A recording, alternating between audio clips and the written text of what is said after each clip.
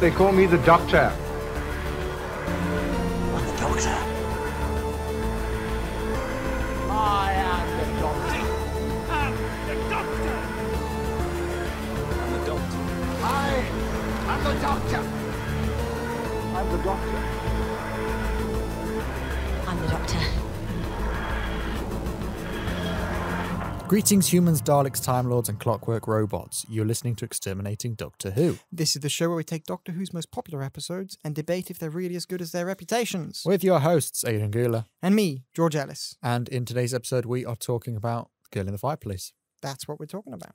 The girl in the fireplace. No the one's girl actually... is in the fireplace. Yes. Ah, I'm burning! I was about to say... Turn the fire They're off! not in the fireplace. They're through the fireplace. Because to be in the fireplace, it'd be... Oh, a bit hot in here. Bit toasty. Bit warm. I'm singed. You've singed my feet because I'm the girl in the The fireplace. girl burning in the fireplace. That's We're cooking women in fireplaces. cooking in the fireplace. There you go. That's the name of the podcast, ladies and gentlemen. Thank you for listening. Yes, and goodbye. Yeah. It's another one I didn't watch because I watched it very recently. It's one I did watch because I haven't watched it very recently. Yes, I thought I only watched this about 3-4 weeks ago. So I thought it is an amazing episode. However, can I be asked to just watch it all again? I thought, no, I'll just watch clips, look at some opinions about it, think about things I don't like, things about things I do like, and I managed a whole 1 page of notes. Oh, wow. I've got one. The least amount of notes 2, I've ever written. 3. Oh, that's all right then. You can carry this one forward then. I mean, it's because- only fair considering there was a fair chunk of this podcast's origin where I just didn't watch the episodes. Yeah. And it was just like, what episode is this? What are we talking about? Where I think are we? it's only fair that I'm... It's justice. Yes. Batman That in our style. final 4-5 episodes. Don't stop saying that. It genuinely, it makes me stressed. I don't like it being near the end. I hate it. I love this thing being... The end I'm is going to cry. I'm actually probably going to cry on the last episode. The end is approaching. I mean, I cried during this. I'm crying. I'm crying a lot at It the is an moment. emotional episode. It is. Before we come on to it, we don't have any news. Naffall has happened. 1 second, George. Before we get on to the episode, we need to announce no news. No news, but we have had the trailer. Oh, yes, we did. Yes. What did you think of the trailer? You know, so... Yes. No. We both know each other's opinions. Yes.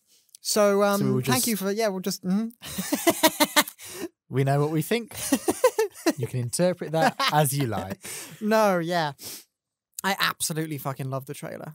Yeah. Like, a couple of things we spoke about, like I was like, will we see underwater? Imagine the Tick. TARDIS underwater. Like, immediately, it was just like, TARDIS underwater. They tick. And I was like, oh my God, I love that. There's something... Space is cool, but underwater, it's something I love water. So it's something tangible. And if you're underwater, I know what that's like. So a TARDIS underwater, if it's like you can open the doors and shit, there's something kind of cool about that. And it didn't just look like shitty CGI. It was proper quality. That's what my biggest takeaway from the trailer is that it looks expensive.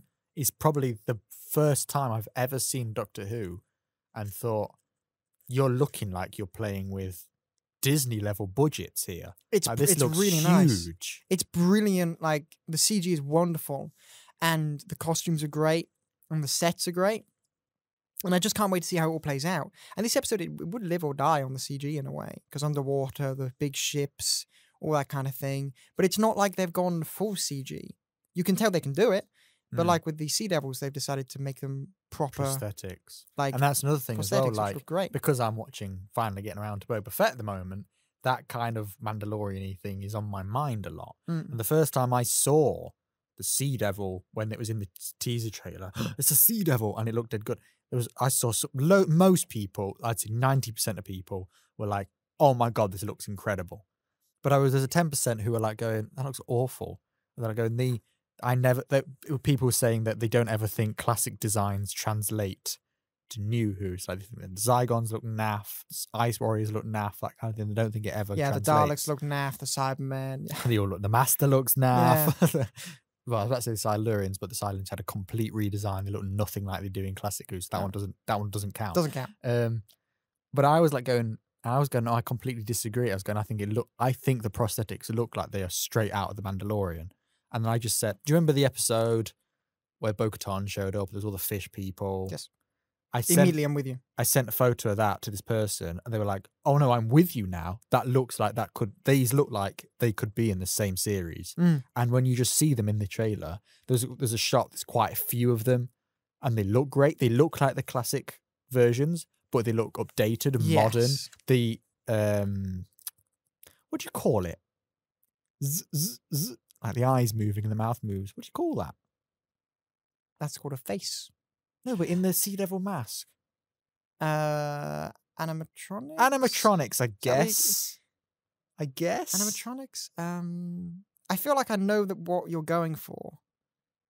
Yeah, but I'd also go... Because I was watching Confidential not long ago, and they were talking about how the Jadoon face move, and they were like, well, the works like this. And they'll go, because it works with this. There's different levers. And the word has left me. The electronical facial movements. The electronical element upon the face. Because there's going to be like mechanical things in there. Yeah, and it'll be the most uncomfortable thing to wear. Of course. Because it'd just be all metal machines, and you'd be there trying to do your lines while it's going zzz next to your head. But like, what's it called? Well, these... I'm just going to go with animatronics for now, but I don't think that is the word I want. No, because an animatronic is a full thing. An animatronic is a clockwork person. What are they called again? What? The Clockwork people. Clockwork Droid. Clockwork Droid is out, yeah. Because I wrote it down as the Clockwork person, because I was like, I don't know. One word off, just a droid. Not a robot, a droid, they call them. Don't know why, I don't know what the difference is. I've never heard anything ever been called a droid in Doctor Who since or before, really. I don't think it's a word said very often. Maybe George Lucas owns it. Maybe. But because Star Wars, nothing is ever a robot, it's a droid, basically. Yeah. I don't know. But yeah, I just thought it looked great. There's the shot where you see I'm going to call it like the sea dragony thing, though we're assuming it's going to be the Merca, which was famously, the Sea Devils had 2 appearances in Classic Who. They had one in with the Third Doctor first, then the Fifth Doctor. and then the Fifth Doctor. And in the Fifth Doctor, it's notoriously one of the episodes that got the show eventually cancelled, because it's kind of like, it's an episode that kind of sums up everything that's wrong with Doctor Who. Why? So it's like, if you think of like all of Doctor Who's strengths, then think of all of Doctor Who's weaknesses. It's an episode where it has none of the strengths and it's all the weaknesses. It's awful. Just give me a couple examples. It's just the way it's like really cheap, wobbly sets, running around, not doing anything, a load of monsters that look naff, a plot that makes no sense, the Doctor being boring, the companions not doing anything. It's like everything that is wrong with Doctor Who in one episode. It's awful. But famously, they had the Merca in that, which is supposed to be this mighty kind of sea monster dragon thing. And when it came to production, they forgot to paint it. So when it got to filming, they were like, oh, we need to paint this thing. So they went, quickly, paint it, action. So as it's going up and down, it's smearing its paint on the walls. All the actors are like going, oh, they don't want to touch it. And you think, oh, they're so scared of it. No, they don't want to get covered in paint.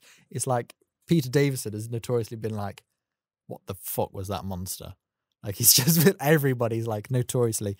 It's one of the things that people say. How do you forget to paint the monster? That's just how it was. And why the fuck do you then decide to play with the painted monster which is drying instead of just doing it? Who was your producer? Just do a different scene. That's what I've Wait for it to dry. They were like, oh, we need to paint this thing quickly. Let's get it done. Let's just paint it, rushed it, and it was still wet. So it's kind of like now Doctor Who, it looks like that big sea creature is probably going to be the Merca, but it's like, let's do it properly this time. And we'll make it CGI. I also like that the trailer answered our question. The Dan thing, We were like going, why does Dan's outfit look so awful? Maybe it's just a costume from the TARDIS. Then in the trailer, it's like going, did you get that costume from the TARDIS? And he's like, okay, thank you. You've kind of set it in my mind. Because you literally said, did Yaz like dress Dan up in that? And then the Doctor said, did you, Yaz, get that costume from the TARDIS and place it onto Daniel? And I was like, oh, it's actually answered my question exactly, there. thank you. But yeah, I'm excited for that. I do like the Sea Devils. I do think they're a bit of a kind of, they are just wet Silurians. And I like to refer to them as soggy Silurians. And they have like the same voice as the Zygons, the Ice Warriors, the Sea Devils. They all have exactly the same voice, which is, we are the Sea Devils. We are the Ice Warriors. We are the Zygons. You're like, all right, you ran out how to do monster voices. Just went, let's go for a creepy whisper. Which... probably some people find like kinky or something. If you listen to this through headphones, you probably love that section. Yeah. You won't know why. You'll be like, oh, this feels so nice. As it's just me being Oh, don't look at me in the eyes when you do that. That's weird. a sea devil. Oh, it's even worse when he closes his eyes. How is that worse? I told him to not look in my fucking eyes, and what does he So I do? close my- Closes his eyes. My eyes to be the monster within. This makes me feel Yeah. uncomfortable. But yeah, that's it. There's been nothing else. You know, there was the David Tennant convention that we were like, let's go to. Then we looked at the prize. We were like, maybe Fuck not. Extortionate So that prices. happened. Holy fucking shit. Like, I don't, frankly, it's It's immoral. weird, And, convent. like, I feel like Chris it's- Ferguson charged even more. It's just like, I feel like you shouldn't charge anything. Like, you don't need the money. It's weird. And it's fans who want to see you. I've like It feels like one of Comic-Con- those things. It's like Comic-Con should pay them to appear. Yeah. We pay for the ticket. ticket to get in. Everything after that, you do what you want. And it's up to, and you can like- Maybe you pay like to visit one guest, it costs this much. Maybe that's including your ticket. To visit 5 guests, it costs this. To visit 10 guests, it costs this. to visit. So otherwise, you could just abuse that and go in and meet every single person and have paid like 25 quid for it. But it feels like setting the individual prices of a con. Some people could be listening to this, just be like, well, that's just how it is. But it is one of those things, you're paying to meet someone. When what I That's could just- do, well, you could literally wait for them to leave the door afterwards and get a photo for free. Random person. I've seen John Malkovich live in a performance once. Great. If I wanted to see like get an autograph from him afterwards, all I would have had to do is wait like an hour or so outside of the stage door, maybe get an autograph. Not guaranteed, but like that's how it works. Well, you can think about where we are right now at Media City. The amount of people I've bumped into outside and just had said hello, just a quick thing. I've had a photo with some people. It's just completely free, just bumped into them. they're humans, and I find it to be they're normal people who yes are celebrities and they do play these characters. And but yes, it's they like- do need to be paid for these events. Yes, of But course. It feels weird. Like how much? But it feels how much money would they have made from that? It feels genuinely extortionate for a celebrity to be charging fans for people to be able to meet them. Like just meet them and get a photo with them. Because what does that feel like to me? That feels like someone I look up to basically saying, I'm better than you because I'm going to charge you this much money for you to even have my ink on a piece of paper. I have got a signed picture from David Tennant because my dad knew someone when he was kind of working for the BBC and all that. Just like, that's just like, I just got that through. I've never met David Tennant, but I've got a signed copy of when he was doing his first series with Billy Piper. I have him with it on a signed picture. And I'm like, amazing, wonderful. That didn't cost anyone a penny. And that was just a wonderful thing. And that felt like a wonderful gesture from one of my heroes. Yeah. But if I were to go in and give him 200 quid and be like, can you sign this? It feels like I'm paying someone who believes them to be bigger than me to give me a scrap of paper. Like, I feel like Oliver fucking Twist. Please, sir, can I have some more? And especially like based on my experience, because I'm quite satisfied with the experience I had, because I paid to have a photo with 4 doctors, and then afterwards went and spoke to them for a good 10 minutes each. That's quite good, yeah. And had signed for it, and it cost me all in all the price it would have costed just to have one photo with David Tennant. So it's one person, one thing. You wouldn't afford you to get an autograph as well, just that photo. Just the photo. And the photo, I was in that room for not even a minute. It was literally in, take pose. What pose do you want to do? Oh, should we put our arm out? It was so fast that if you look at the photo, because I've posted it a few times, You didn't have time. Peter and Colin understood what I meant when I went, put your hand out like the doctor. Sylvester and Paul had no idea. And they both go, yeah, behind me because they didn't understand what I meant. That was how fast it was that it went in. I was like, should we put I literally said, shall we put our hands out like a doctory hand? So I went like that. You were thinking Capaldi, I And then get it like went, and then, well, everybody was it. David, I've got a I know, photo on but my phone I feel where- like you were thinking about it. well, I was just thinking it's a Yeah, a classic, okay. It's a classic Doctor pose, isn't it? I've actually got a Yes, thing on dearie. my phone somewhere where it was David Tennant talking about. It's an interview from Doctor Who magazine. It's David Tennant talking about how he got fed up with Doctor Who photo shoots because he realised there's only 4 poses, and like goes, you can either put your crossed arms, put your hand out, put your hands in your pockets, or kind of slouch. And he goes, there's only so many to do. And he's saying, like, by series 4, he's going, why are we still doing these? Haven't I done enough? Put my hand out for it. It's like, yeah, but you're in a different outfit now. You've got a different haircut. He's like, oh, just edit it. And he's like, why do I keep needing to do this? But I found that funny. Yeah. So I went, it was that fast that I went in. I made a quick joke where I just went, I won't tell you who my favourite is because I don't want you to fight over me. Colin laughed and then I left. That was it. That was it. So it will be the same for those. It would just be, hi, David, I'm such a big fan. All right. Shh, piss off. Do you know what I mean? It would just... Not worth it. It's just that. Which is why when I came out, because I had only booked tickets for the photos because I thought you'd be there for a bit of time. When I stepped out, I thought, well, I've not even said any of the things I rehearsed in the mirror to say to them. So then I went and bought the autograph tickets as well. So it was £20 each. That is reasonable to me. Honestly, I feel like it shouldn't be anything, but £20 I will allow. That's reasonable because that doesn't feel like something I have to save up for in the sense. Yeah, of, and it would feel like if that was the price, but it was like that is like a trip for me to the cinema kind of thing. It's a bit of an event kind of price. If it was like that's why when I was there, I was like going. I was really broke at the time, and I was like going, when am I going to get this opportunity again? With all 4 classic Doctors, but not kind of Tom Baker, who doesn't do them anymore. I was thinking like where all the classic Doctors are here. Because like they're not there with the one I went to. They're not all there again this year. So it was very much one and done. But it was safe. It was that thing I'm saying where like if you booked a ticket, it was like this affords you 5 guests. Then that's probably about the money I spent, like £20 each. You know, get you maybe like 50. That was what £20 each. That's £80. I think £80. If you paid £80 for a convention ticket, which afford you like 5 guests, that seems about right to me. Yeah. And you like can... £200 for one person it's for insane. one thing. I'm like, huh? It is too much money. Like the £80 for like a couple, like 20 quid for a guest. It's the amount of money like you pay for a little kind of popcorn, hot dog, and a ticket to the cinema. It's a little event kind of thing. And although you can get that kind of stuff for free, they are in a certain space. There's demand for and you've them. got to. You're paying not just them, you're paying the convention as well. Yes, so. There's demand for them. It makes sense for it to be that price. For 200 quid, this is the thing.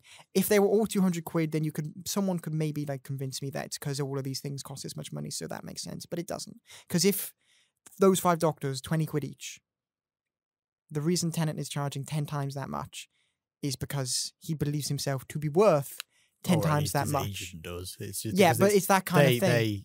It's not just what you believe it to frankly, be. I find it to be quite disgusting. No, like this isn't like anything against like David or it's more just the convention Catherine or anything circuit. like. It's something against the way these conventions do this kind of thing because it was with Tom Hiddleston with Loki and stuff like that. It's not just His Doctor was Who. even more. It is ridiculous. It is just the way conventions do this, and frankly, I think it's disgusting. What I did quite like, what was a really nice detail. I've just remembered this when I saw because honestly that day with the Doctors was honestly incredible because they were all so nice, and I made Colin Baker laugh and Sylvester McCoy laugh, and Sylvester McCoy said to me, "Oh, that's a really funny joke," and I was like going, "I have made it."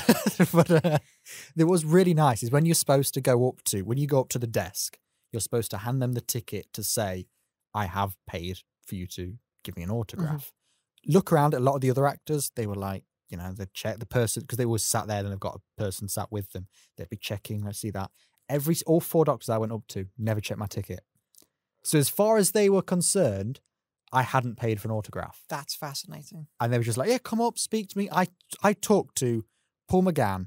I was dead nervous at Peter Davison because he was the first one I went to. And but once you got into the flow. Because he was the first one I went to and I was a bit like, it's fun. And then I went to Colin Baker and managed to talk to him for longer. Sylvester McCoy talked for longer. The longest one I spoke to was Paul McGann because Paul McGann was then asking me stuff. I was going, I want to leave, man. What kind of questions? It's like, I want to go. He was like, oh, how did you discover? Because I was on about how, because obviously you can tell they're fans when they do it was very much like, because the one thing Paul McGann said to me, because I was on about how all through lockdown I was listening to a lot of Big Finish. And I was like, going, your Time War series kept me going, all that kind of stuff. And he was like going, oh yeah, we're working on something really cool at the moment. And he was like, it's not Stranded. It's not the other thing on the website. It's good. There's something else. And they've still not announced what this thing is. So I'm still in my head, I'm going, what is this series? Like, am I the only person who knows they're working on something Imagine special? if something live action with Paul McGann. Imagine if that's what he was hinting. But I was just like, what is it? But they were all so nice. And like I said, Paul McGann was then asking me, how did you discover the Eighth Doctor? What's your favourite thing? And I was like, I want to leave, man. What if I had? It was like there was such a nice conversation. And as far as all of them were concerned, I had not paid. They were just talking to me as a fan. But I bet you go to David Tennant or Chris Eccleston or Tom Hiddleston or any of these big actors. I'm not just limiting it to these people. It's not a specific attack at these actors. It's just we know these are examples people. of I bet happening. the staff that's with them check. Yes. Have you got your ticket? Whereas these are just like, hi! And it's probably, have you got a ticket? You can go now. Like, it's just, it's better like, can you look and see how long the queue is? Just get it signed like and the leave. price is fucking extortionate, and I've said why I don't like that. And I get that it's like how the conventions work, but they shouldn't work like that at all. And we've discussed that. But honestly, by doing it like this, to me, what it really does is it creates a kind of separation between the fans and the actors and the creatives and that kind of thing. Because when you go up, it's like what you got there was a nice experience, like fan to fan in a way. But you can bet, like with Tom Hiddleston and Tennant and that kind of thing, it would be very much a conveyor belt of, this fan is here to see you. What's the name? Molly. Okay, go. Next. What's the name? Sophie. Okay, There's next. no connection there. It is literally, it becomes you're buying something rather than getting to meet someone. Do you get what I mean? It turns it from meeting conventions, Comic-Con. It's always been meeting your heroes, that kind of thing. It turns it from meeting them to buying merchandise off them. And it feels like different probably feeling. Can just do that on their website Exactly. anyway. It just what have you actually achieved? Which is why when I'm saying, like, when I was speaking to the doctors and just Sylvester McCoy saying, "Oh, that's such a funny joke," it's like I feel like I've had an impact, even just for a moment. Just for a moment, I feel like I just because it was the what even was, if he doesn't remember you or how you spoke, he won't remember the joke. Just a small thing. He might have remembered it for the rest of the day, that kind of thing. It's just that small thing. If it was just the rest of the day, if it was just the next hour, I'm fine with that. Because it's just because it was the fact that what was great is because the way the tables was set up, you can then pay at the desk to have a photo with them at the desk, which was like £10. So that's fine. Because that's more like just on your phone. But because it was all the desks are all laid out, means that if they want to get a photo with you, they've got to come all the way around the table and get there. So when I was in the queue, I'd say at least 4 people did that with Sylvester McCoy. So he was up, round there. Oh, I'm back to his desk. Up, round there. And I thought, just separate the tables. Give yourself a little thing. Yeah. He kept doing it. So when I was waiting, he came around and he was stood basically in front of me. Like he was as far away from me as his laptop is now. And he was standing there as some girl was messing around on the phone, trying to get a camera up, trying to do this. And he was just kind of standing there with his hands on his lapels like that. And he turned and looked at me. And I just went, I thought you were queuing for your own autograph then. And he just burst out laughing. And that's when he kind of turned around again. Then he turned back to me and he went, that's a really funny joke. And that's what it was. It was just like that moment. That's a very sweet, yeah. Because it was just like, I've got the 7th Doctor in front of me.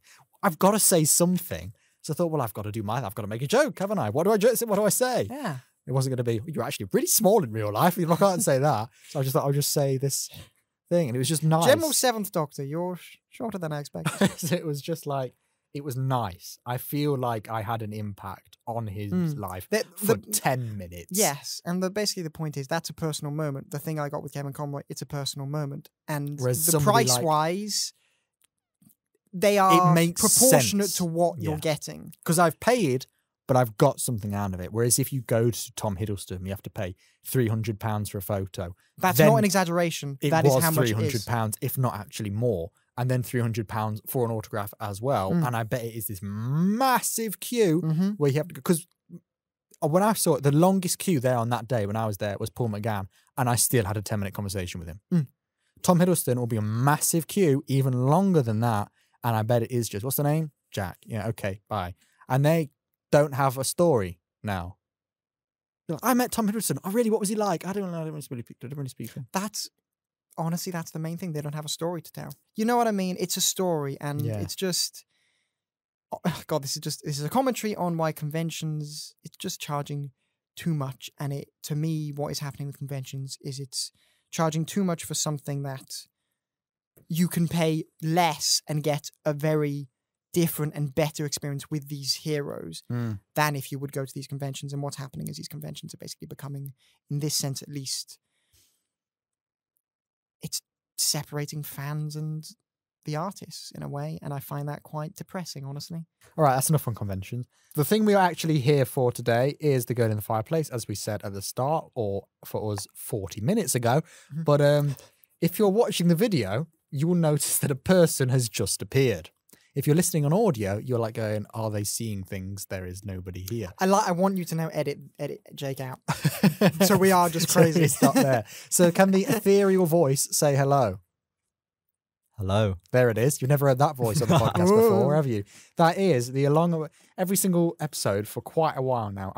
I'm watching Doctor Who with my boyfriend at the moment, and I thought, let's get him on, because we only have 5 episodes of the podcast left. So stop saying that. It's quite depressing. There's no opportunity for him to appear. So here he is. He's seen Girl in the Fireplace. It was your favourite episode for a long time, wasn't it? Yes. That's series 2 one. Yeah. The Clockwork People. Yeah, I like that one. Yeah. Clockwork People. Clockwork Person. People. Clockwork Droids. Yeah. What replaced this as your favourite? Because this was your favourite, wasn't it? Yes. I think it was... It would have been series 3, Blink. I reckon. Probably. Blinks. This is your favourite. I asked Aidan earlier. He had a very concrete answer with that. Jake's like, I don't remember what my favourite is. But yeah, he's here. He can provide some opinions, some little fresh thoughts that we've... Because what I find really interesting about watching Doctor... Because everybody listening to this is going to be a diehard Doctor Who fan.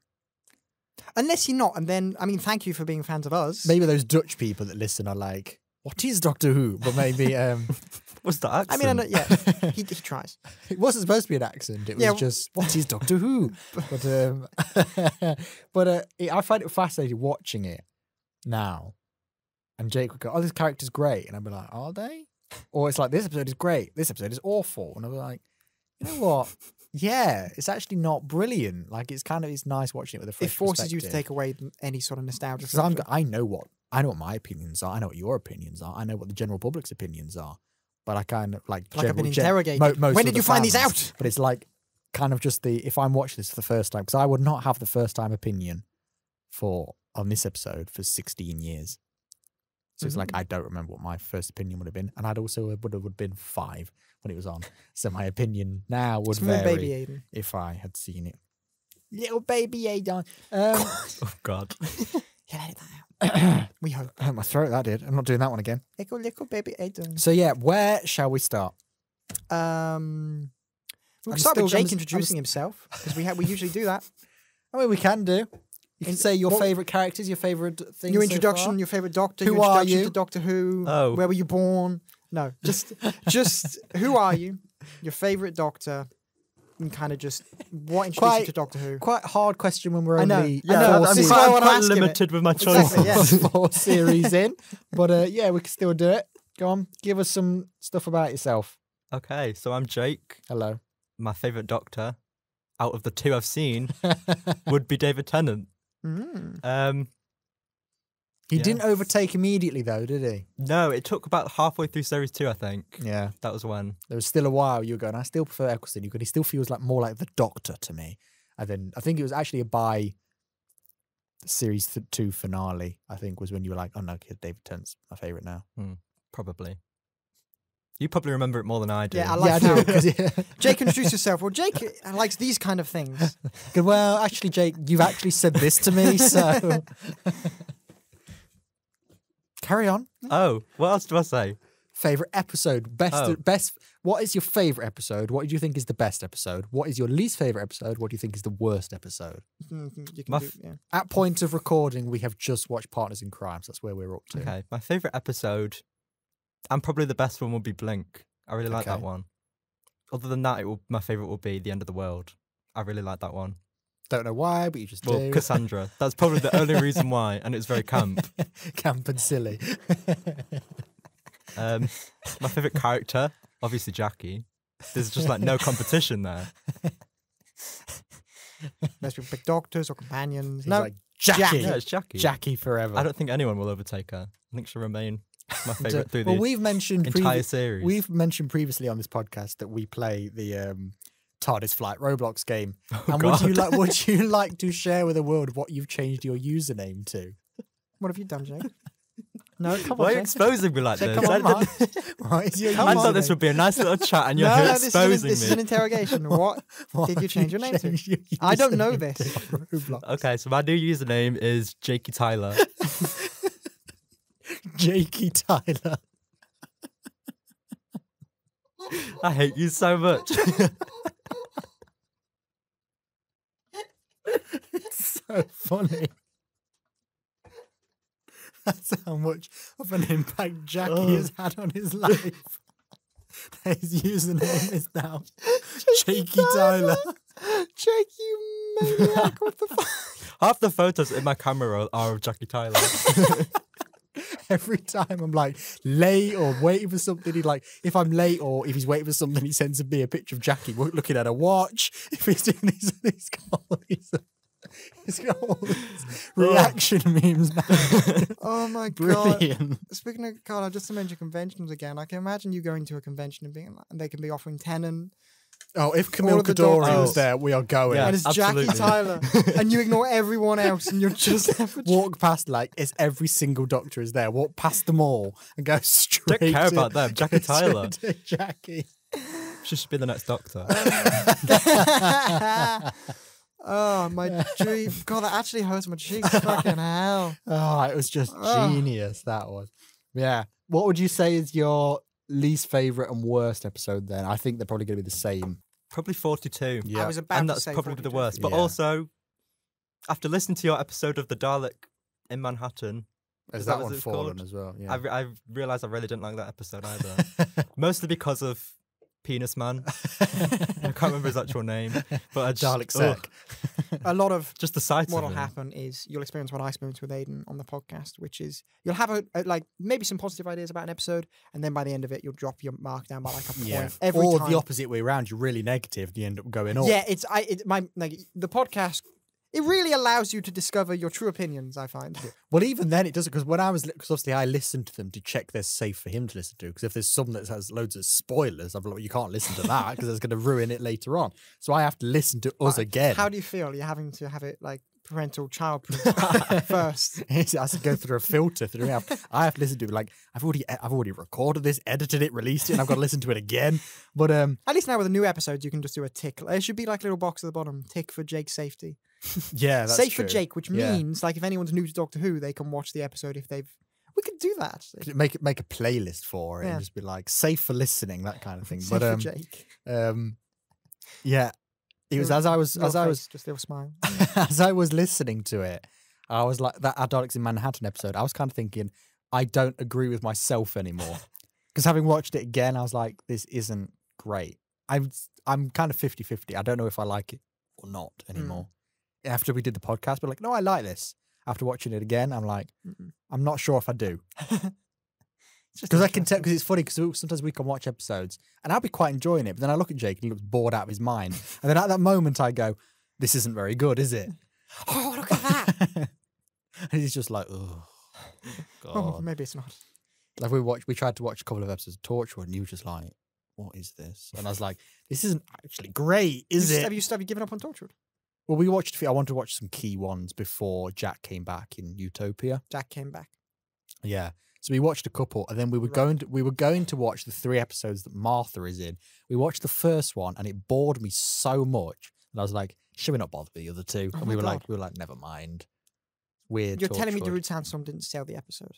It's weird. It's when it's good, it's great. When it's not great, it's kind of like. But then again, I've only seen the first 2 series, and the 3 and 4 are supposed to be the great ones. they're the 2 I haven't seen yet. So it's a bit like the only ones I have seen are the ones where it's kind of a bit like. He has this about some God. series. The Clone Wars, for example. You Like, like? they just need to keep my attention. I They know. Just Just skip in. Screw it. don't. I'm I'll sure get around to I it. could write you like a synopsis of Torchwood and the Clone Wars. Haven't seen Torchwood, so I have to watch it first. Anyway, go to the fireplace. Fucking hell. Technically, we only have 25 minutes left of our slot, but nobody's in the room after us, so we will Barricade the door. We will be occupying this room, and nobody is allowed in. So if they go, how long are you going to be? Just be like 5 minutes. an hour, maybe. Be quick. Girl in the Fireplace, right. Where do you want to start? Because like you said, you haven't seen this in a while. No, I haven't. So He was talking to me there because we do have a third person. I'm not just you yeah, well, anymore. I'm generally, George. I'm just going to be talking to you, and then he can chime in whenever he likes. All right, fuck you, Jake. What the fuck? So that's how it's going to work. Because I feel like if I Wonderful. ask Jake, like, what was your opinion on this scene? He'd just go, that scene. Yes, I definitely remember that scene. You can do it how I used to do it. Just stick to themes. Follow along. Yeah. I don't remember the themes, if I'm honest. You'll pick up like how I used to do You'll the remember podcast. some You'll bits. see, yeah. Like, for example, here we go. This is where I'm going to start. Let's start with the Clockwork people / Roblox Don't, / robots / person / droids. And the reason I'm going to say that is because what was the scene that absolutely scared the shit out of you? Ah, right. Oh, Is was that it for under you? the bed? Yeah, under the bed. Let's start there. Right. This freaked me the fuck out. Because, right, I hadn't seen this episode in a very long time. Yes. And whenever I remember back to it, I think, oh, that's a good one, right? But I Yeah. could never remember much from it. When that scene came on, where it's all dark, I remember the clock being smashed, and then you hear the ticking, and it's like, what is that? I remember developing a fucking phobia of ticking clocks when I was younger. I've forgotten this fact. There was like a good chunk of my life for a good couple of years where I could not sleep in the same room as any sort of ticking clock. I'd have to throw it away. I couldn't cope with it because it would shit me up because of this episode. Yeah. I'd forgotten that was a part of my life, and I think I repressed You've that unlocked a because I trauma. was scared of it. Yeah. Genuinely, again, fucking Stephen Moffat, able to shit me up in another way and give me nightmares as a child. How the hell does he do this? I know it's funny that I said this last week. Where the hell's my pen gone? I was saying this last week that for like 7 weeks in a row, we've gone, this episode is great because it's scary. And again, another plus point, it was scary again. It's just a common thing, especially with Moffat ones. Like you think Empty Child, he makes gas masks scary. This one, he makes clocks scary. The next episode, he makes statues scary. The one after that, he makes shadows scary. He's like going, all these ordinary things that scare you. It's With them. genius. Because by making things that are just normal day-to-day things, You see it, you recognize it, and you go, oh my God. he's finding it's got to be like a form of like weird mental torture in a way. You find like something people are so used to, and you connect it with something scary, and then whenever they see that thing, they They're are going to triggered think by of the the fear. monster. Yeah. And it's fascinating how I had forgotten. Like I'd forgotten that was a scene, but until the moment that scene started. Like I started the episode and I was like, this is quite nice. The moment that scene started and I was like, oh my God, I remember this scene because it genuinely scared me. Like fear. Like to the point where, do you know if you're like when you're younger, you close your eyes and you're trying to sleep and you're like, I'd focus if on I not- can't see it, it can't see exactly. me. I'd focus on not seeing anything and not hearing anything because I'd be like, I'm safe. It's weird that was actually Yeah. something that genuinely scared the living shit out of me. And I forgot it was a thing. And that's just a testament again to Stephen Moffat's writing and the fact these Clockwork bad guys are scary. And when I was watching the episode now, I was like, they're not that scary.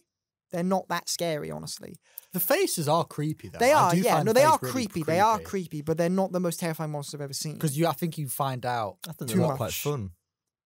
Because I think you find out what their true purpose is quite. And because early. it's the idea that once you understand it, it's less scary, that Yeah. kind of thing. But still, even after I remember understanding them and all that scene under the bed, snatches at the doctor,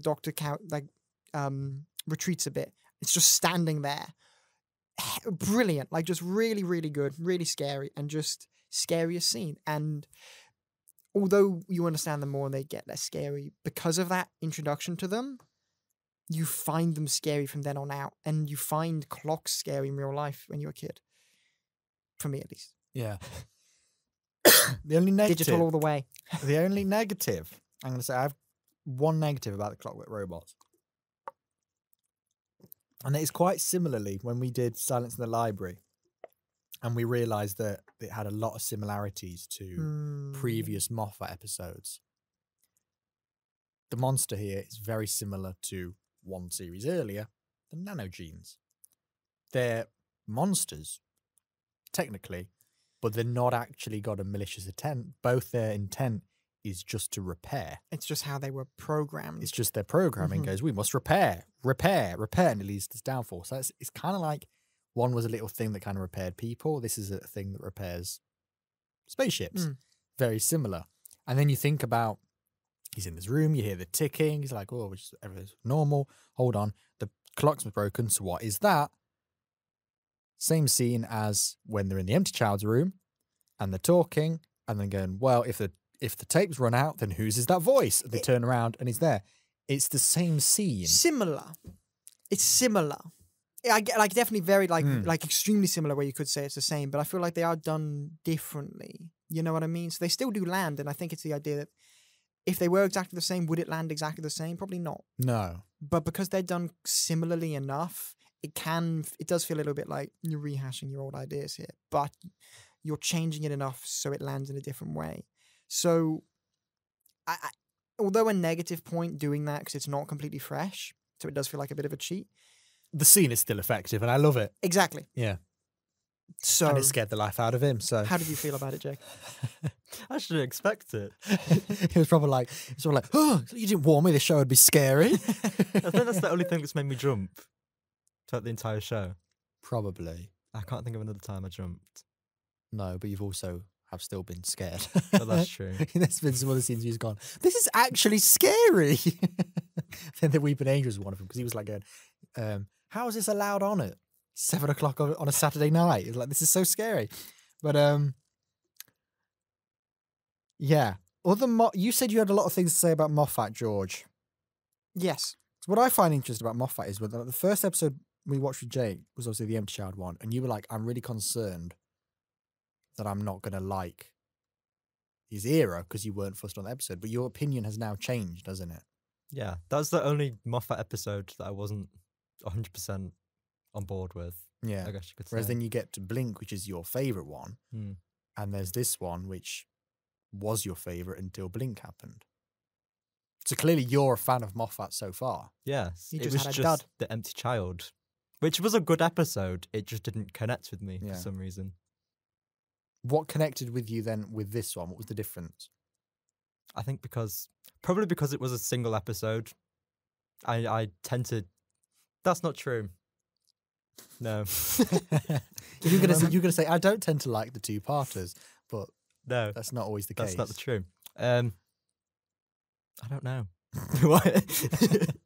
I don't know. Was it the monster that was scarier? Did it feel more real? Did you prefer the sci-fi? Because I just prefer the story. just prefer the story. Yeah. It's fair enough. Because it is they are, Because I like it Different. because it is kind of like and it's a focus story. I think that's the point you were maybe heading for. Because Probably, because yes. it's a one-parter, it is a focus You story get on on with just this. you get on with it. Whereas with Dr. Dances and Empty Child, it is kind of, it does take a while. There's a bit of milling And you get about, quite isn't there? used to the monsters, so it maybe lands less scary there. But might be. And I think this reason one as why. well, because you've got it's a historical, which you found you don't always connect with. But Well, it does. I usually end up liking them. It's just the thought of watching a historical one is a bit like, ugh. Yeah. Whereas this one God, you're is gonna hate the Jodie era then. because they're all historicals. And yeah, Because this one is essentially historical, but I think it's done in a way where you can class it as a historical or one of the space-based ones. Because you're kind of on an equal split between locations. that is the point. It is, yes. Well done. But Thank you. I'm known for my insight. yeah, and I just find it's like because New Who is known a lot for doing celebrity historicals, where you go to a historical and you meet somebody famous. You meet Queen Victoria or Charles Dickens, that kind of thing. New Who is known for that. Classic Who don't really do that. They go to they go to historical times, but you don't really ever meet. We visit Caveman 7, and it's like That is literally that is the first ever I episode of know. Doctor Who. They go to a cave, they get stuck in the cave, they learn how to make fire, the cavemen get scared, and they run away. You're telling me the Doctor never knew how to make fire? Well, that's what they do. They were like, they go, oh look, there's fire. What they do, they get held hostage by these cavemen, and then they light a fire because they think, oh, we need to stay warm. The cavemen are like, what is that? And it's like, this is fire. And they go, oh, I see. you are gods. And then Susan finds a skull. She puts a flame in the skull and chases them all around with it because they're all terrified of this burning skull, and they escape. That was the first ever episode of Doctor Who. Why did anyone And watch anymore? It carried on. Well, because episode 2 had the Daleks in it. So it Ah, was like, I'm with We're you quickly now. like, shit, But, we did cavemen, right? Daleks, the Daleks, first Daleks. episode is terrible. Where was I going? Before I started talking about cavemen. Historicals, good split. Yeah, this is his celebrity historical, Thank God I'm here. but it's like Happens more than you know this. it's like a niche celebrity historical because nobody really knows who Madame De Pompadour is. Did you know who she was before Doctor Who? No, but I know that David Tennant Snogder. Yeah. Genuinely, that's all Oh. that is my knowledge of Madame de Pompadour. Yeah. Did you know who Madame De Pompadour was? I knew the name. That's all I knew. More than I knew. Yeah. Didn't know. I was expecting like, wow, he's so smart with this knowledge of Madame de Pompadour. He knows more than the us. Only, the only time I ever heard the name again was when I did the French Revolution, and at one point my teacher said, Madame de Pompadour. Well, And that'll it's I was probably like, why I know "Hmm." it then.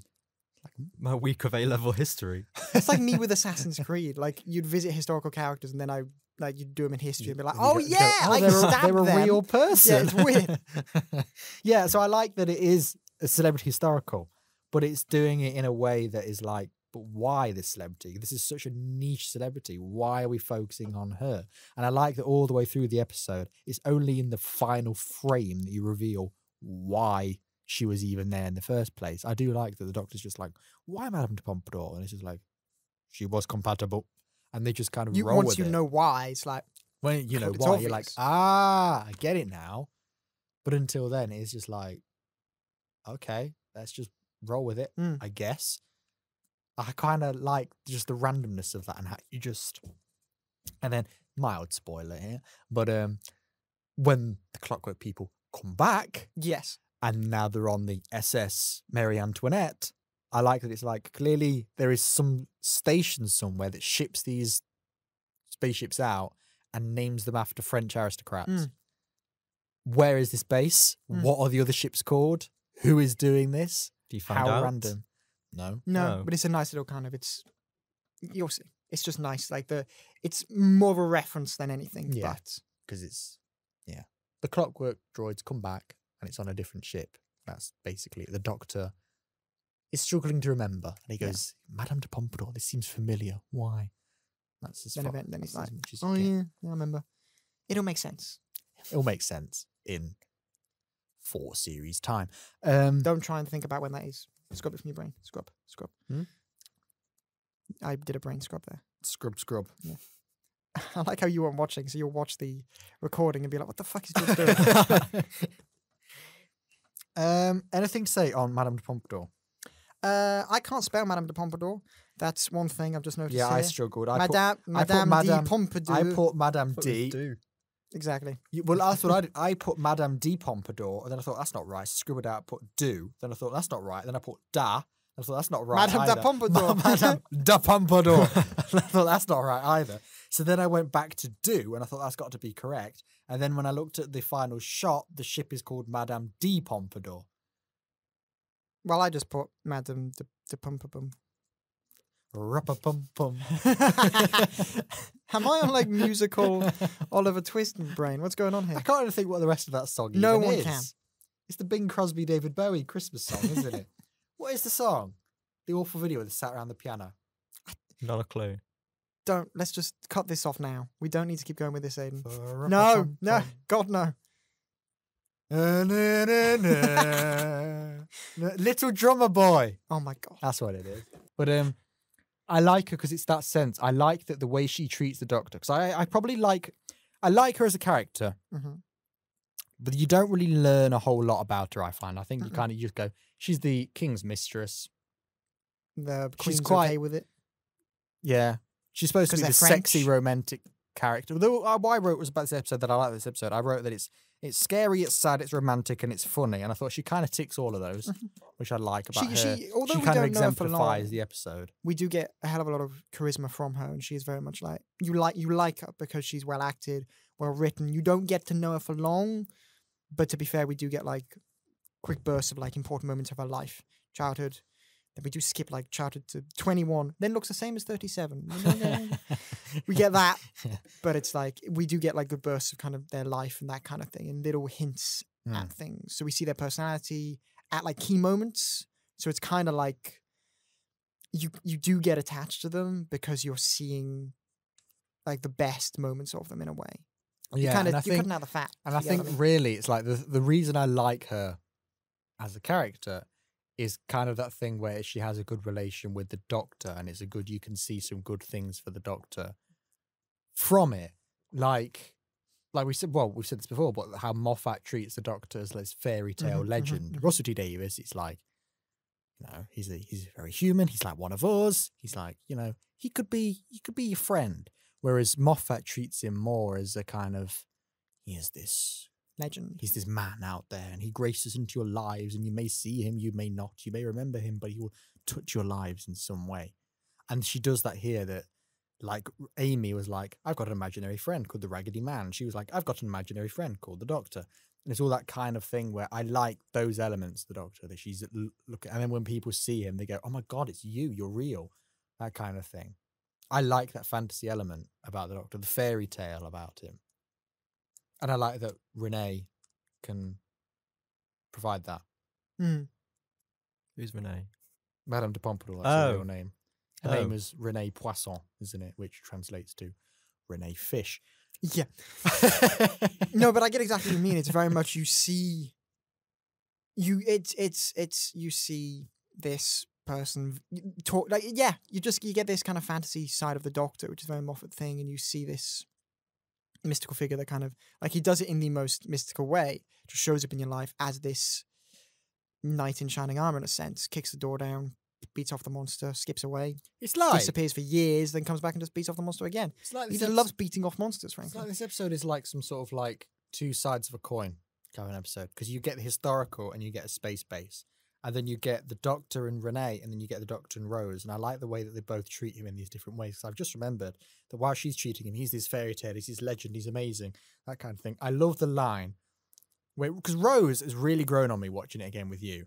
Because you love Rose, and I loved Rose until I started seeing what people on the internet said about Rose, and the majority of people really do not like Rose at all. Your influence. So watching it again, I was like going, you know what? Actually, sod you lot. I like Rose. Yeah, she can be a bit at times. Yeah, screw you, Jake. You were able to convince him to like Rose, but then when I've been trying for months on this podcast, doesn't work. Well, maybe it's because we've just been dipping in and out of the era where sitting in. The only time she annoys me is that it's kind of like, I mean, it's the thing that annoys me, but you absolutely love it, is the way that this era kind of just treats her as like, you like Rose, everybody likes Rose, she's back, you will be excited that she's. It's a bit like, all right.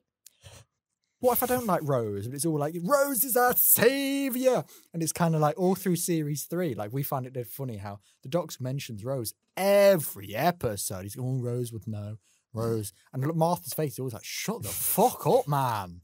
He like rolls her eyes. And there's a bit in Utopia where Jack mentions that Rose is blonde. And Martha's like, oh, she was blonde? What a surprise. But I like that, because it gets to the point where it's very much Martha's just like, fucking hell, stop it. I just kind of like, I like that. But the thing I really like is just how grounded and kind of like how she just doesn't take any nonsense. Like, if it's like, she'll believe all these worlds and things like that, but if things that get too fantastical, she's just like, oh, shut up. And I like that there's a bit here where when the Doctor comes in pretending to be drunk and he's like, ah. I like that she just goes, oh, look what the cat dragged in, the oncoming storm. Yeah. And she's just like, I just like the way she does that. She's like, oh, this man really took on armies, did he? He's like, oh, here he is again. I just kind of like that. Whereas Renee's being all like, she's reading all this beautiful poetry about the Doctor. She's just like, ugh. You get two correct but different perspectives on the Doctor as a person. Someone who travels with them and sees them daily, kind of thing, and sees them in their, like, sees them when they're brushing their teeth, kind of thing. And you get someone who sees their life and kind of who they are to them. It's very much the idea that the Doctor, you see him in this episode as both the fairy tale that he is, but also as the grounded human that this era is making him. As just the person that he is also. It's wonderful, and I think that's a big part of why this episode works so well, is because it balances those two elements flawlessly. It's that side of the coin thing again. And it's very much, it is that side of the coin. When you're in Frenchland, you get, you find that funny, Jake? Frenchland. When you're in that place, you get very much the mystical element. When you're on the spaceship, you get the grounded realism. Yeah. that is why that is the Doctor, basically. You get that. And it's very much, it makes sense for kind of later on in the Moffat era and later on in the Russell T Davies era. It really, if you want to, the more I think about it, if you want to show someone who the Doctor is, like who the Doctor is, it's a hell of an episode to show someone, because it gives you everything. It gives you what people who, like, it gives you, if you know the Doctor on this level, you see them as this. If you've met the Doctor on this level, you see them as this. And you get that. And it just does that. And it's a great way of just, it's like a PowerPoint presentation. The Doctor is this. If you are, like, it's a flowchart. If you are scared of monster comes to kill you, Doctor shows up, you see him as fantasy. If you are in love with the Doctor, meet him just at a fire exit. He becomes this grounded thing. It's a very interesting way to see it, because you're seeing two different characters in a way, but they are one, and it just shows you that two sides to it. And it's just, I just like it, and it's just an interesting way of doing it. It's one of those things, again, I'm coming back to Moffatisms, because it was one of the things you were saying you wanted to discuss. Yes. And we're probably really overrunning, so we should probably begin to wrap this up. And it's one of the Moffatisms of this episode are both its benefit and its downfall, because I like the legend, fairy tale stuff about the Doctor. I like all of that. I like the creepy monsters. I like doing that kind of thing. I like making something that's really ordinary and making that scary. I like all of that. I like the complicated time thing. I like the time windows. All that. These are all clearly very Moffat things. But there are times in the episode where they do bother me. And that is, like I said, when he reuses monsters and whatever I was building this point towards. I know what it was going to be. It was going to be how Moffat has this weird obsession with aging the Doctor. I'm going to say that comes down to that 3,000 years. I'll wait around for 3,000 years for you. Because, like, start of the Russell T Davies era, the Doctor is 900 years old. End of the Russell T Davies era, the Doctor is 905 years old. He has aged 5 years. Start of the Moffat era, he is 905 years old. End of the Moffat era, he's 2,100 years old. How does that work? You'll see. He ages, what? Over 1,000 years. And I'm like, Moffat has this weird obsession with going, let's just age him. And I think that's just what the point here I'm saying. Yeah, he has to sacrifice that with Mirror, smash with the mirror. Great moment. Love it every single time. I also love the way that leads into kind of how he defeats the Clockwork people, which is just by explaining, kind of done. I've done this thing. Can't get back to your ship, so give up. No point. I do like that. Great moment. I like that he is, like you said, he has sacrificed himself just to save a life. I love that. But it's just that, but now I've got to wait around for 3,000 years. Moffat, there is no need to do, like in between series 5 and 6, where he ages, 500 years? That's just unnecessary. I think the reason Moffat is doing that is to lead into the fantasy element. It's the idea he's a mythical being. I suppose so, the older you make them, the more time they have in their life that you don't know about, so the more mystical they become. It's almost certainly for that reason. Most likely.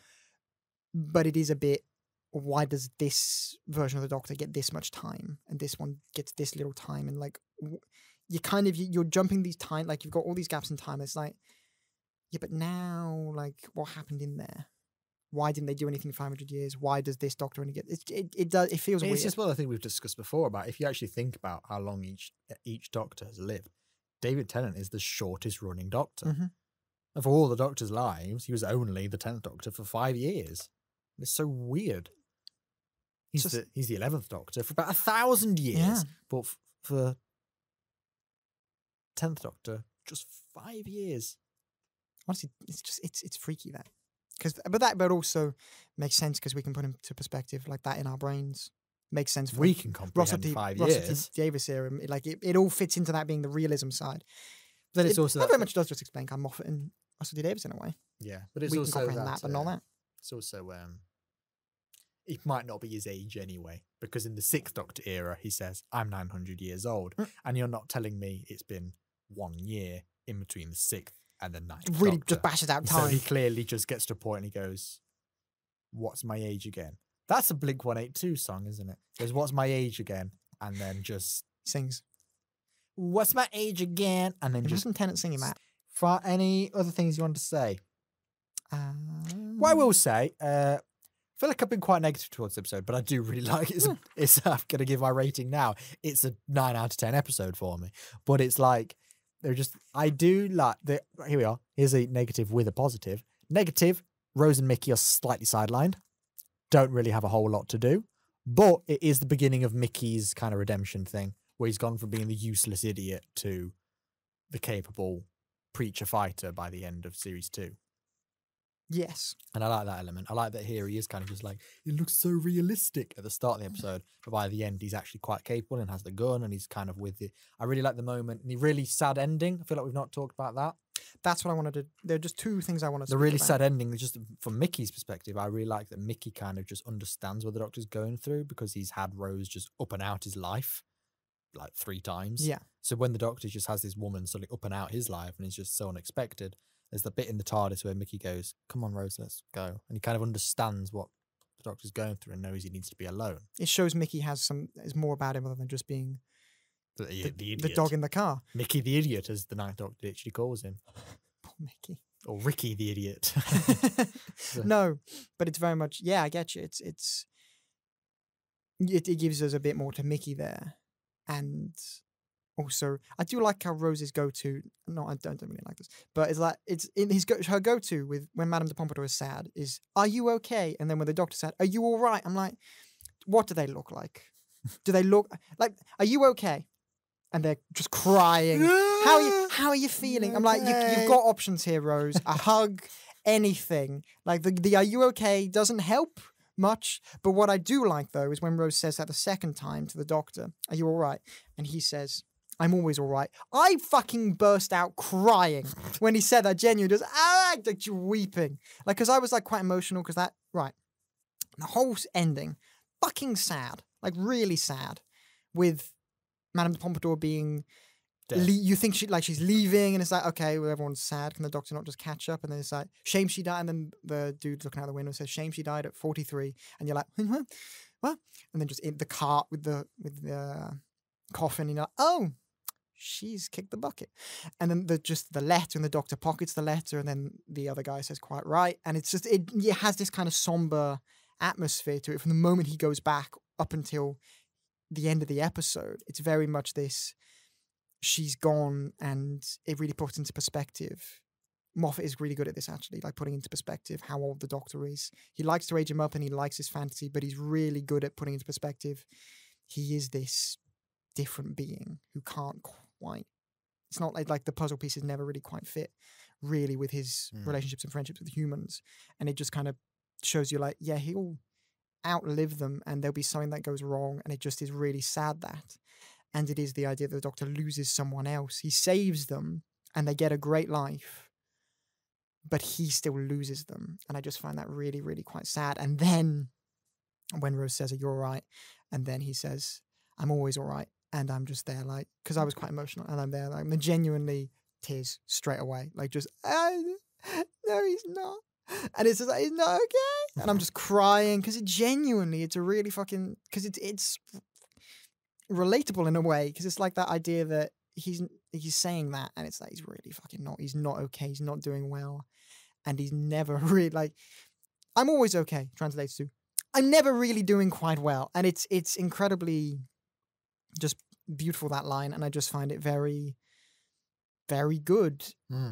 And what it kind of says about Tennant's Doctor and just the Doctor as a whole. And I just found it really quite upsetting. Aidan finds this boring though. No, I'm just really tired. I've been awake for a very long time. But no, just damn good ending.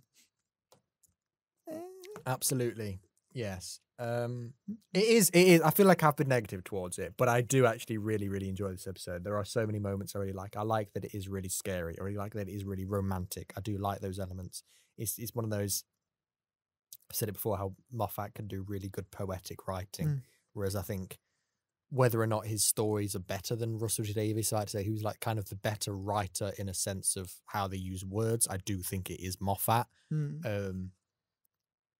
I like his style. So it's one of those times, it's like kind of, like you said, it's like if you want to show what the Doctor is in a single episode, you can do it with this one, because you can see the fun side, you can see the dangerous side, you can see the historical side, you can see the old side, all these things, you can do that here. I think you can also do a lot of, how does Moffat write episodes here?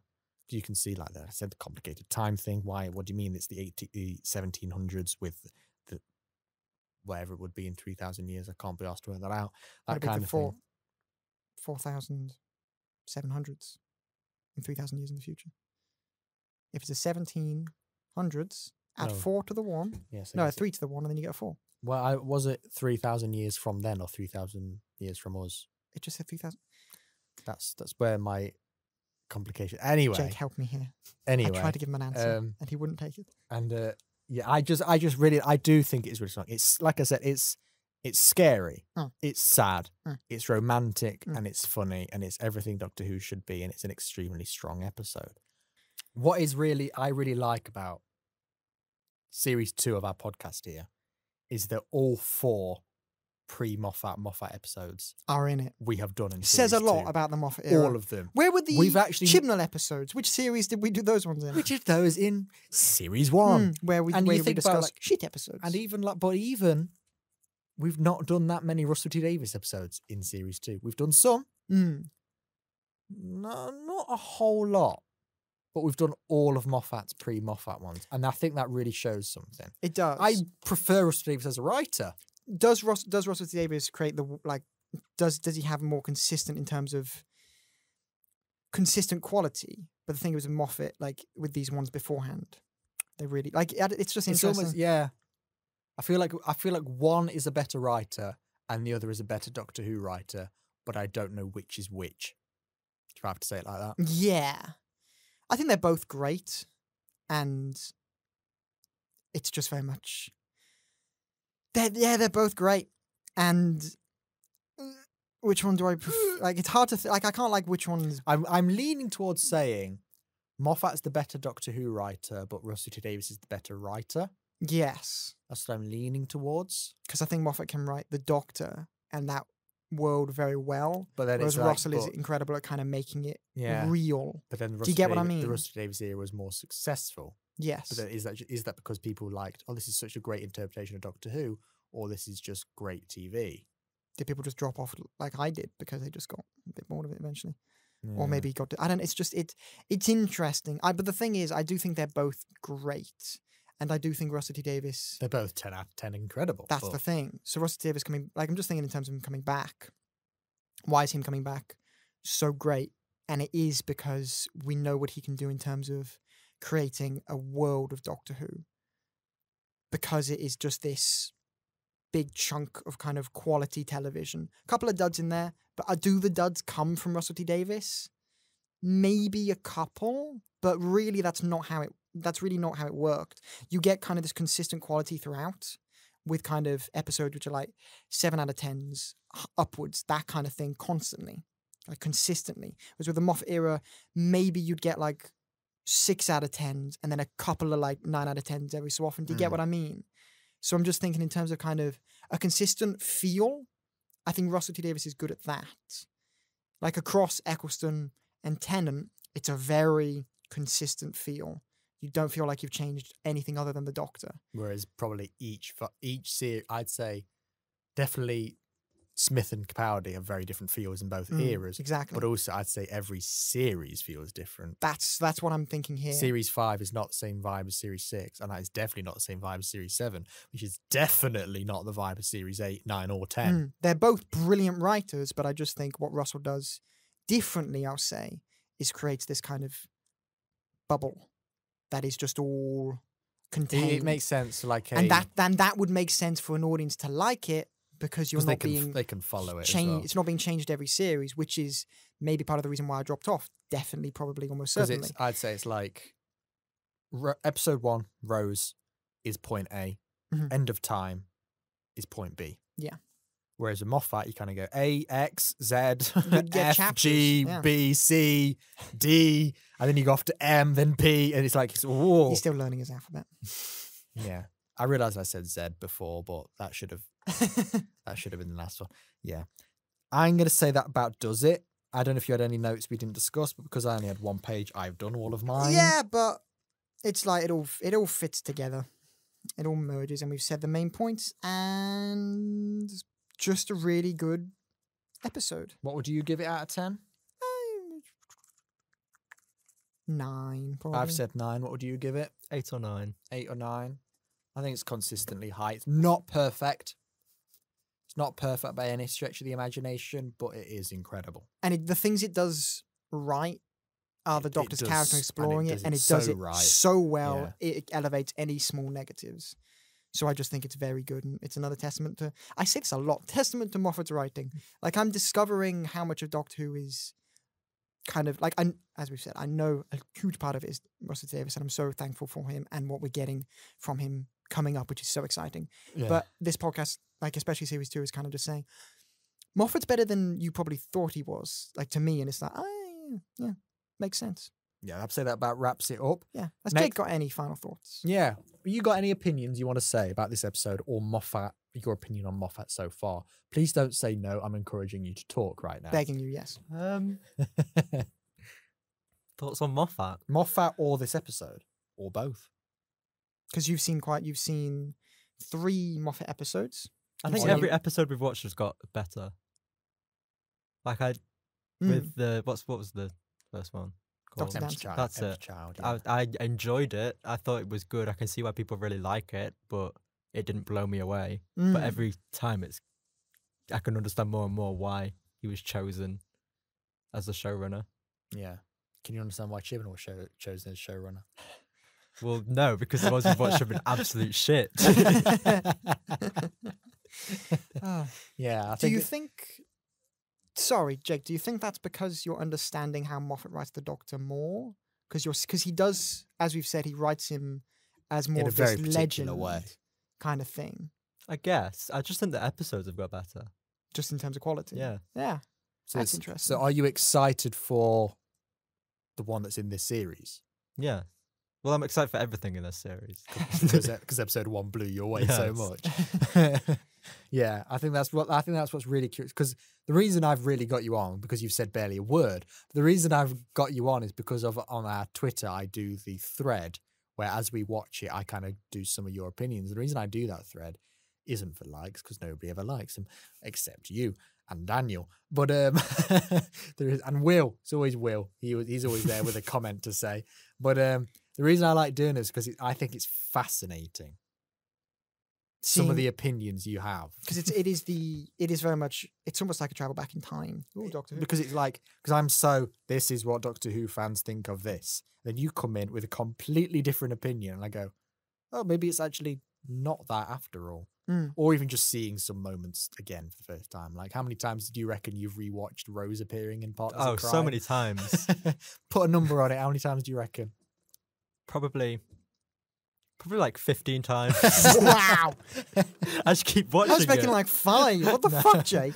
No, I've watched it so many times. And then I would get a message at like 2 a.m. where it just goes, Rose is back! No, it's very interesting, like, seeing your perspective on Doctor Who. I hope you're enjoying it. Yes, I You am. better be. Way more than I thought I would. It's a bit offensive, because you should have been expecting it to be the perfect show ever, but okay. How much did you enjoy, how much did you expect to enjoy it before and then after watching the first episode? I thought I'd be like, this is fine. It's fine. Well, Just indulging Aidan, really. I'm not really into sci-fi, and that's the main thing that put me off. He's not really neither either. am I. But after watching, I enjoyed the first episode, but it's the second episode where I was like, okay, this is I'm actually, with you now. I'm enjoying this. Yeah. Is that still why it's so high on your ranking? Probably. And it's got Cassandra in it. And the face of Bo, which is really who? Oh, Jack. Yeah. How much did that blow you away, that bit? Yeah. Such a good moment. It's great. And it's so casual. It just... Yeah. Face of Bo, they called me. You were like... Wait, what? Rewind that. What the fuck? Did he say face of fucking Bo? Yeah. Next week, we're not going to have an episode. Yeah, well. Because we're going to be busy doing things.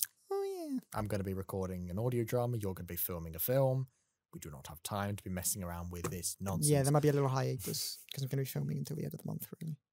But the week after, we will be back. I can probably fit like a weekend or a day in. We'll find a day we can do. We just need next when week. when I'm like busy, we find a day. When he's busy. I'm sure there'll be one. I'm sure there'll be one day in the week where you're not doing something, or an evening where you're not doing something. Yeah. Just come back from filming at like 10 o'clock. Yeah. So it's just definitely next week. There's not going to be anyone. Maybe the week after there's not going to be one, but So we could have a 1 or 2 week hiatus here. We will be back because we've still got five episodes to go to get to our 50 goal. And that episode is going to be the God Complex. You're like, in Roblox terms, it's the hotel. I'm excited for that one. It's the one there. It's amazing. But it's in Series 6 Part 2, which you have not seen. Oh, no. So Neither of you, Jake. And neither you'll is be he. So waiting longer than me to watch it. So I'm like going, yeah, the God Complex, can't wait for this. And you're both just like, yes, God Complex. That's that for this week. You can join us again next week. Same bat time. Same bad channel. Thank And you very much for goodbye. listening, everyone. Bye-bye.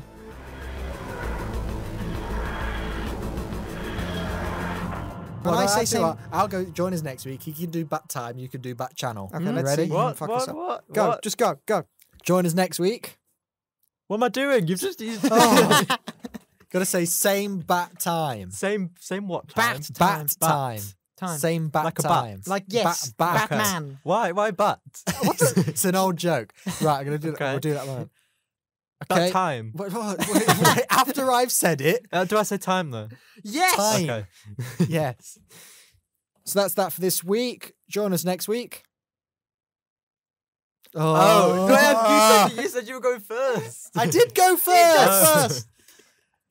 Okay, sorry. Let's try that again.